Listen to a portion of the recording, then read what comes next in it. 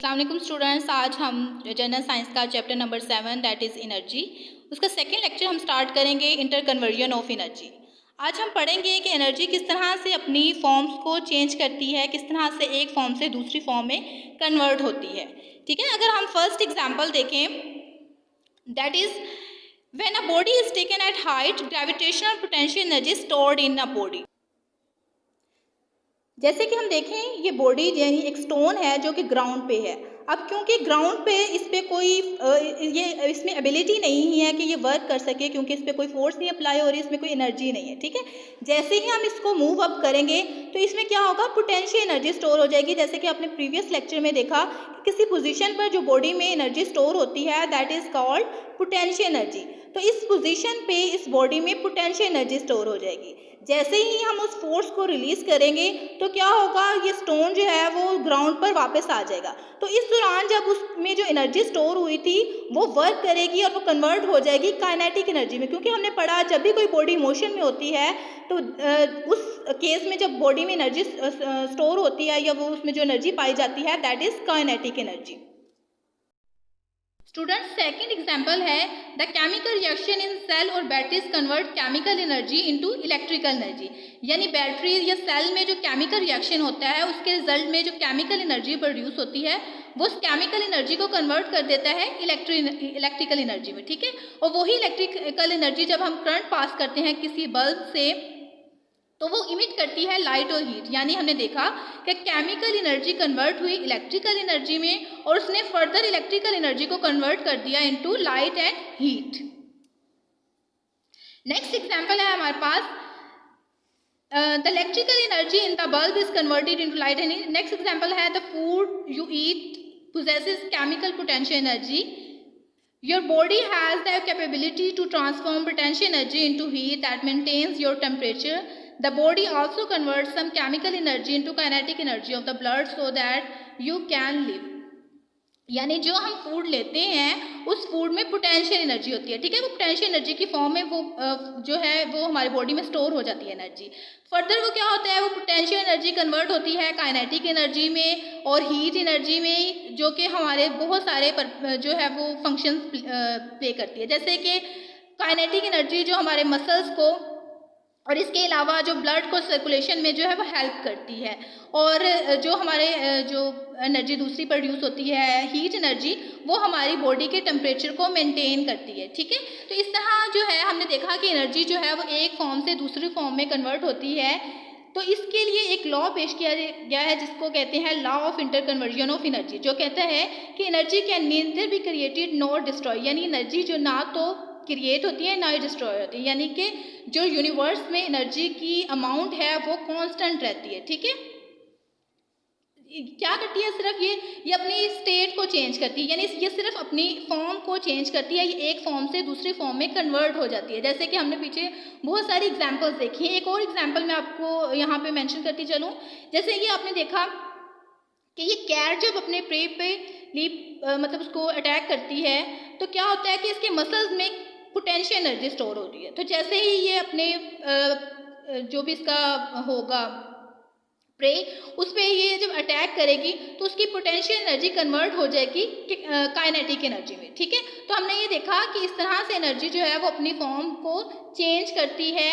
इसलिए हम ये बहुत इंपॉर्टेंट टॉपिक है। ठीक है, तो आपने इसको अच्छे तरीके से याद कर लेना है।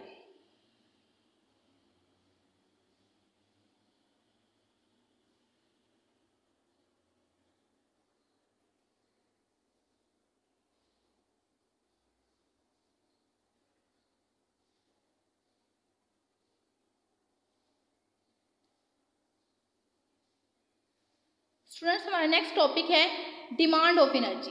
ठीक है, देखें कि अगर आज से हम 50 साल पहले या इससे भी पहले अगर हम वक्त में देखें तो उस टाइम कोई कॉन्सेप्ट नहीं था इलेक्ट्रिसिटी का। ठीक है, ना ही इलेक्ट्रिक अप्लायंसेस थे और ना ही कोई भी जो है वो फैन थे, ना ही इलेक्ट्रिक मोटर्स थी, रेफ्रिजरेटर्स, टेलीविज़न, इन सब का कोई कॉन्सेप्ट नहीं था। तो जैसे जैसे जो है वो जनरेशन ऑफ इलेक्ट्रिसिटी हुई इलेक्ट्रिसिटी जब जनरेट हुई तो उसके बाद जो है ना सिर्फ घरों में इलेक्ट्रिसिटी सप्लाई की गई, बल्कि बहुत सारे जो फैक्ट्रीज़ हैं उनमें मशीन्स जो हैं वो भी इलेक्ट्रिसिटी की मदद से रन करती हैं।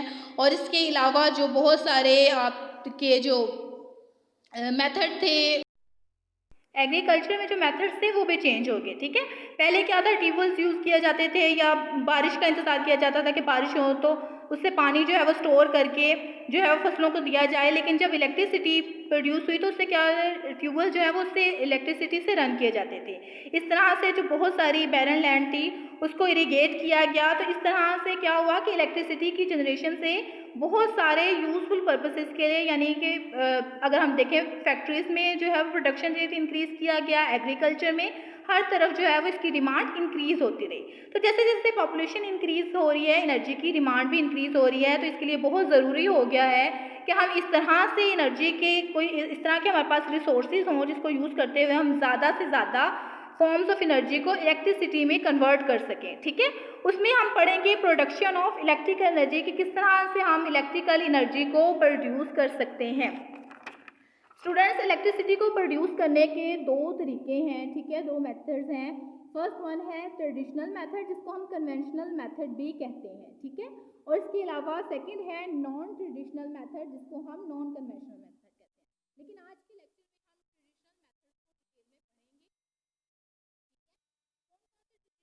फर्स्ट है hydro electric power, thermal power and third is nuclear power. First one है हाइड्रोइलेक्ट्रिक पावर। हाइड्रोइलेक्ट्रिक पावर क्या है? The conversion of kinetic energy of running water to electrical energy is known as electric power. ठीक है, यानी running water की जो kinetic energy होती है उसको इलेक्ट्रिकल एनर्जी में कन्वर्ट करने को हाइड्रोइलेक्ट्रिक पावर कहते हैं। अच्छा, हाइड्रोइलेक्ट्रिक पावर में होता क्या है, हम डायग्राम की मदद से समझते हैं। स्टूडेंट्स, किसी रेजरवायर में या हाई लेक में वाटर को स्टोर कर लिया जाता है। ठीक है, तो हमें पता है किसी पोजीशन पर जो बॉडी में या किसी भी जगह पे कोई एनर्जी हो तो वो पोटेंशियल एनर्जी होती है। ठीक है, तो इस केस में यहाँ पर जो एनर्जी होगी वो पोटेंशियल एनर्जी होगी। तो टनल्स की मदद से पोटेंशियल एनर्जी यानी रनिंग, जैसे ही हम ये टनल से पानी गुजरता है तो ये पोटेंशियल एनर्जी कन्वर्ट हो जाती है काइनेटिक एनर्जी में। ठीक है, तो काइनेटिक एनर्जी यानी energy of running water is called kinetic energy. तो काइनेटिक एनर्जी जो है वो इस टरबाइन को घुमाती है। ठीक है, जैसे ये टरबाइन घूमता है तो इसके साथ जो जनरेटर अटैच है तो जनरेटर जो है वो इलेक्ट्रिसिटी प्रोड्यूस करता है। ठीक है, जिसको फर्दर जो है वो पावर लाइन की मदद से जो है वो घरों में सप्लाई किया जाता है। ठीक है, तो इस तरह से आपने देखा कि जो हाइड्रो इलेक्ट्रिक पावर है उसमें क्या किया जाता है कि पोटेंशियल एनर्जी जो है वो कन्वर्ट होती है काइनेटिक एनर्जी में। जो काइनेटिक एनर्जी टरबाइन को घुमाती है और जिसके घूमने की वजह से जनरेटर जो है वो रन करता है और कन्वर्ट करता है वो उस काइनेटिक एनर्जी को इलेक्ट्रिसिटी में। ठीक है, और जो इलेक्ट्रिसिटी जो है वो फर्दर सप्लाई की जाती है। स्टूडेंट, ये मेथड जो है वो बहुत इसके एडवांटेज है। फर्स्ट ये कि इसमें जो है वो हीट, स्मोक या गैस पोल्यूशन ये प्रोड्यूस नहीं करता। सेकेंड ये कि इसमें जो वाटर है उसको हम रीयूज़ कर लेते हैं या फिर हम उसको एग्रीकल्चरल पर्पसेस के लिए यूज़ कर लेते हैं। ठीक है, तो इसलिए इसका ये जो है वो बहुत ज़्यादा एडवांटेज है। स्टूडेंट, सेकंड मेथड जो है थर्मल पावर, इसमें क्या करते हैं हम फॉसिल फ्यूल की मदद से हम इलेक्ट्रिसिटी जनरेट करते हैं। ठीक है, in this method coal, oil and natural gas are burn, these are known as fossil fuel. ठीक है, तो आपको पता चला कि फॉसिल फ्यूल क्या होते हैं कि कोल, ऑयल और नेचुरल गैस जब बर्न करते हैं तो इनके बर्निंग से जो है वो फॉसिल फ्यूल प्रोड्यूस होता है जिससे हम इलेक्ट्रिसिटी जनरेट करते हैं। ये फॉसिल फ्यूल बनता है कैसे है कि जो प्लांट्स और एनिमल जो बरीड हो जाते हैं, ठीक है, जो डेड प्लांट्स या एनिमल जो उनका रिमेनिंग पार्ट्स होते हैं जब वो बरीड हो जाते हैं बीनीथ द अर्थ तो कई साल गुजरने के बाद जो वो हैं वो फॉसिल फ्यूल में कन्वर्ट हो जाते हैं।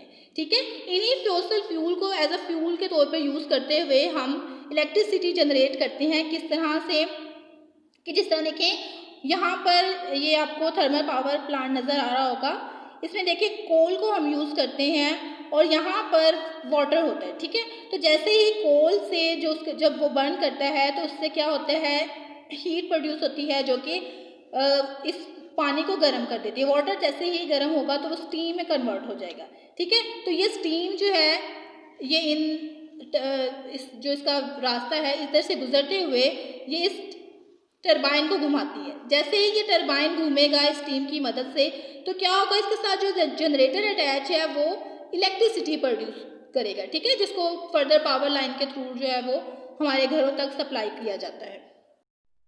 स्टूडेंट्स, थर्ड मेथड हमारे पास है न्यूक्लियर पावर। पाकिस्तान में 2 न्यूक्लियर पावर जो है वो बड़े इनके पावर स्टेशन जो हैं वो कराची और चश्मा में है, ठीक है। अच्छा, न्यूक्लियर पावर में एनर्जी जो है वो किस तरह से कन्वर्ट होती है इनटू इलेक्ट्रिसिटी, उसमें हम न्यूक्लियस को as a energy source use करते हैं, ठीक है। इसमें होता क्या है, ये न्यूक्लियर जो फिशन और फ्यूजन रिएक्शन जो है हमने लास्ट लेक्चर में पढ़ा था उसको, तो इसमें बेसिकली न्यूक्लियर फिशन रिएक्शन के थ्रू हम किस तरह से एनर्जी प्रोड्यूस करते हैं, जो है वो इलेक्ट्रिसिटी प्रोड्यूस करते हैं कि ये रिएक्शन न्यूक्लियर रिएक्टर में होता है, ठीक है। और इस न्यूक्लियर रिएक्शन जो न्यूक्लियर रिएक्टर है उसमें हम जो भी हमारे पास न्यूक्लियर फ्यूल हम जो फ्यूल यूज़ कर रहे हैं उसमें क्या होता है कि वो इधर यहाँ पे वाटर होता है, ठीक है। उस वाटर को हीटअप करता है जिसके रिजल्ट में हमारे पास स्टीम प्रोड्यूस होती है। ये स्टीम जो है वो टरबाइन को घुमाती है। जैसे ही टरबाइन जो है वो घूमता है तो इसके साथ जनरेटर जो है वो प्रोड्यूस करता है इलेक्ट्रिसिटी, जिसको फर्दर पावर लाइन के थ्रू जो है वो हम सप्लाई करते हैं, ठीक है स्टूडेंट्स। इसमें जो हमारे पास जो मोस्टली हमने यहाँ जो फ्यूल यूज़ किया था वो यूरेनियम 235, ठीक है। यूरेनियम 235 जो है ये 235 एक आइसोटोप है यूरेनियम का, ठीक है। तो हम ये मोस्टली जो है वो एज अ फ्यूल यूज़ करते हैं। इसके अलावा जो है इसमें जो न्यूक्लियर पावर प्लांट में जो मेन जो ख्याल रखा जाता है वो होता है कि इसमें जो लीकेज ना हो, ठीक है, क्योंकि ये बहुत ज़्यादा न्यूक्लियर फिशन के रिएक्शन जब होता है तो बहुत ज़्यादा लार्ज अमाउंट में हीट रिलीज़ हो रही होती है, जो कि अगर लीकेज हो तो वो बहुत ज़्यादा डेंजरस होगी, ठीक है। इसलिए इसको कंक्रीट वॉल से जो है वो इसको कवर किया होता है अच्छे तरीके से।